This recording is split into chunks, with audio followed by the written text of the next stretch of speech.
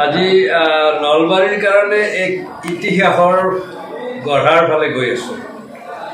নলবাৰী জিলাৰ অন্তৰ্গত ধৰ্মপুৰ সমষ্টিৰ চামতাত যিখন ষ্টেডিয়াম মাননীয় মন্ত্ৰী চন্দ্ৰমোহন পাটোৱাৰীৰ ছিগনেচাৰ প্ৰগ্ৰেমত নিৰ্মাণ হৈ আছে আৰু সেই ষ্টেডিয়ামখনত আজি ফ্লাড লাইটেৰে প্ৰথমবাৰৰ কাৰণে ফুটবল খেলৰ আৰম্ভণি হ'ব আৰু সেই ইতিহাসৰ এগৰাকী সাক্ষী হিচাপে মই এই অনুষ্ঠানত উপস্থিত হৈছোঁ। ময়ো বিধায়ক হোৱা সূত্ৰে ক্ৰীড়াৰ লগত জড়িত হোৱাৰ এক সুযোগ পাইছোঁ আৰু সেই সুযোগটো গ্ৰহণ কৰি খেলুৱৈসকলক আৰু ক্ৰীড়া সংগঠকসকলক উৎসাহিত কৰাৰ অৰ্থে মই আজি ইয়াত উপস্থিত হৈছোঁ আৰু নিজকে এটা নতুন পদক্ষেপৰ লগত সহযোগ কৰাৰ সুবিধা পোৱা বাবে ধন্যবাদ দিছোঁ।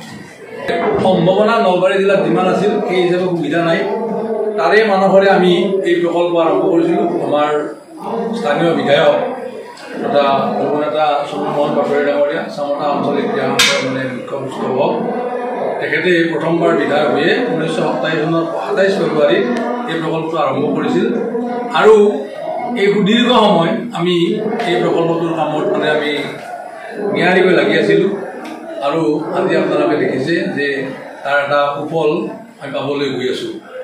নলবাৰী জিলাৰ প্ৰথমখন হয়তো এনেকুৱা আৱাসিক মানে বা সম্পূৰ্ণ গেলাৰী থকা হকী গেলাৰী থকা প্ৰথমখন খেলপথাৰ হ'ব। ইয়াত ফুটবলৰ কাৰণে এখন আধুনিক ধুনীয়া খেলপথাৰ থাকিব আৰু লগত 400 মিটাৰ ট্ৰেক থাকিব আৰু এথলেটিক্সৰ সকলো ধৰণৰ খেল যেনে ফুটবল, হাই জাম্প, লং জাম্প ইত্যাদি কৰি ভলীবল আৰু বাস্কেটবল এই খেলসমূহ এইখন খেলপথাৰত মানে এই ষ্টেডিয়ামত কৰিব পৰা যাব।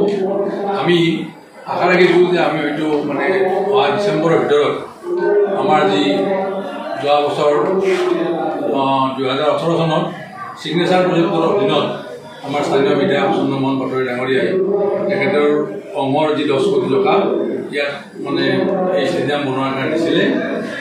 বিভিন্ন অসুবিধাৰ কাৰণে বিশেষকৈ কোভিডৰ কাৰণে মহামাৰীৰ কোভিডৰ কাৰণে কাম অলপ হেমীয়া হৈছে যদিও ইতিমধ্যে যথেষ্ট কাম ওলাই হৈ গৈছে। আমি আশা ৰাখিছোঁ ডিচেম্বৰৰ ভিতৰত আমি প্ৰথম পৰ্যায়ৰ কাম আমি মানে শেষ কৰিব পাৰিম আৰু ইতিমধ্যে চৰকাৰৰ তৰফৰ পৰা লগতো আমি যোগাযোগ কৰা হৈছে। চৰকাৰেও আশ্বাস দিছে আমাক যে দ্বিতীয় পৰ্যায়ৰ কাৰণে প্ৰায় 30 কোটি টকা 28.9 কোটি টকাৰ এটা প্ৰকল্প ইতিমধ্যে অনুমোদনৰ পথত আছে। হয়তো নেদেখাজনে সহায় কৰিলে আমাৰ সেই পইচা কাণিত হৈ যায়। এনেকুৱা মানে প্ৰথমখন ষ্টেডিয়াম নলবাৰী জিলাত হয়তো 23 ডিচেম্বৰ অথবা 24 প্ৰথম ভাগতে তাৰ আমি সম্পূৰ্ণ পৰিকল্পনা কৰিছোঁ।